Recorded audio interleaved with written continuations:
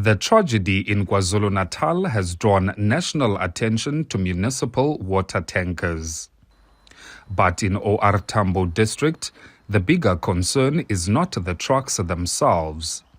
It is that they have become a permanent substitute for functioning water infrastructure.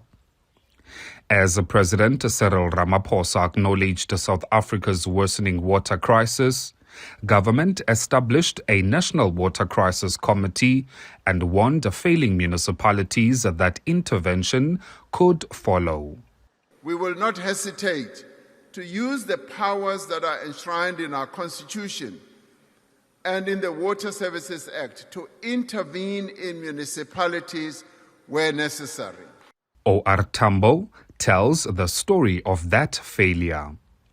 Thousands of households continue to live without reliable piped water. Instead, entire communities wait for water tankers that were originally meant to provide emergency relief.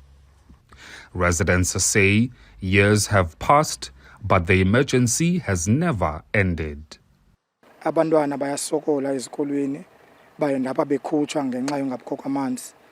Bawumbi abanye bezokufunda fumaniseke into bafuneke bethwele amapheyile ngexesha lokustatisha bayokha amanzi emlanjeni ngamanzi lawo ke angacocekanga. When water arrives only by tanker, everyday life becomes unpredictable. Schools are disrupted, families collect untreated river water, even funerals depend on municipal deliveries.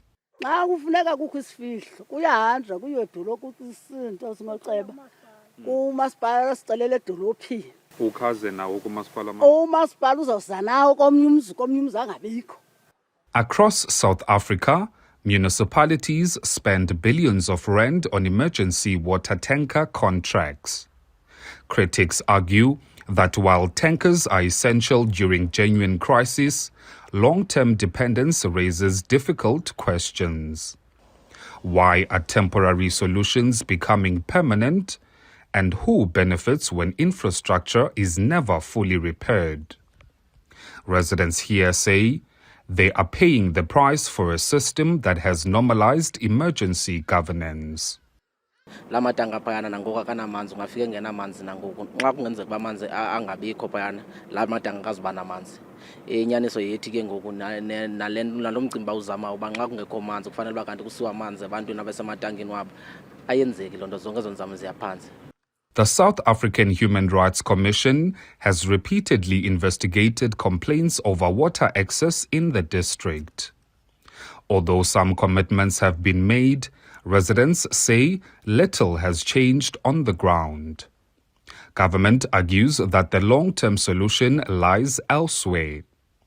The Eastern Cape has committed 130 million rand towards drilling 14 boreholes expected to benefit more than 40,000 households. If you notice, in some areas there's issues of water tankers, and that's not sustainable and it's expensive in the long term. So we do think that because surface water needs high injection of funding, rather the groundwater, the groundwater becomes a solution. But for residents, promises of future projects compete with today's reality. The water tanker still arrives, or sometimes doesn't. And every missed delivery reinforces the belief that temporary solutions have replaced permanent governance.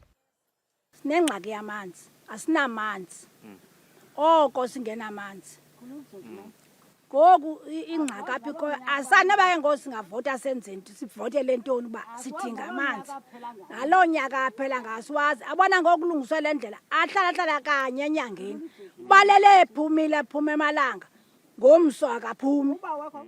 With the local government elections approaching, access to water is becoming one of the defining tests of municipal performance. Residents say they are no longer judging leaders by promises, but by whether water comes out of their taps.